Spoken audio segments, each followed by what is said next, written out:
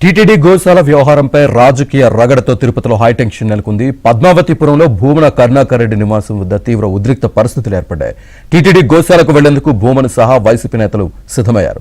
వాళ్లు ఇంటి నుంచి కదలకుండా పోలీసులు అడ్డుకున్నారు. దాంతో భూమన సహా వైసీపీ నేతలంతా రోడ్డుపై పడుకుని నిరసన తెలిపారు.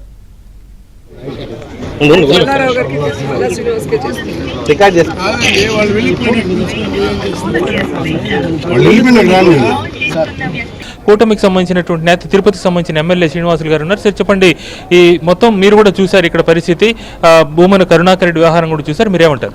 ఇక్కడ పరిస్థితి ఉదయం 8 గంటల నుంచి దాదాపు 11:30 గంటలు అవుతా ఉంది. ఇక్కడ జరుగుతున్న పరిణామాలన్నీ కూడా కరుణాకర్ రెడ్డి గారు కూడా చూస్తున్నారు. కరుణాకర్ రెడ్డి గారు కేవలం డ్రామాలు ఆడుతున్నారు. ఈరోజు ఆయన ఇంటి ముందర రోడ్లో బైఠాయించి పడుకున్నాడు. నిన్ను ఎవరు పడుకోమన్నారు? నువ్వు చెప్పింది అబద్ధం. నీ హయాంలో జరిగింది దుర్మార్గాలు, అక్రమాలు వెలికి తీసి వాటిపైన సిట్ విచారణ వేసి నీకు జైలుకు పోయే అవకాశాలు ఉన్నాయని అబద్ధపు ఆరోపణలు చేస్తున్నావు. కేవలం 34 ఆవులు మాత్రం ఇక్కడ మరణించాయి.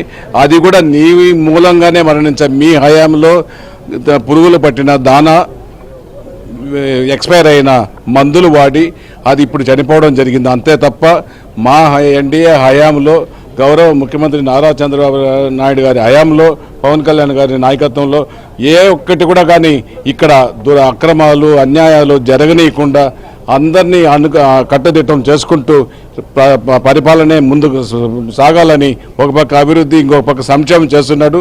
నీ హయాంలో కొండపైన మా టీటీడీ చైర్మన్ కూడా చెప్పడం జరిగింది.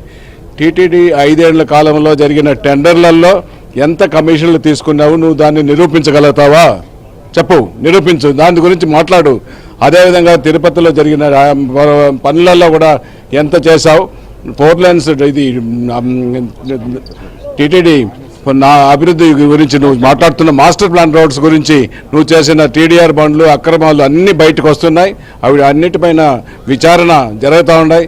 ఖచ్చితంగా నువ్వు ఈ అబద్ధాలు చెప్పిన మాటలు ఎవరు నమ్మే పరిస్థితిలో లేరు. ఖచ్చితంగా నీకు శిక్ష తప్పదు అనేసి కూడా ఈ సందర్భంగా తెలియజేస్తున్నాం.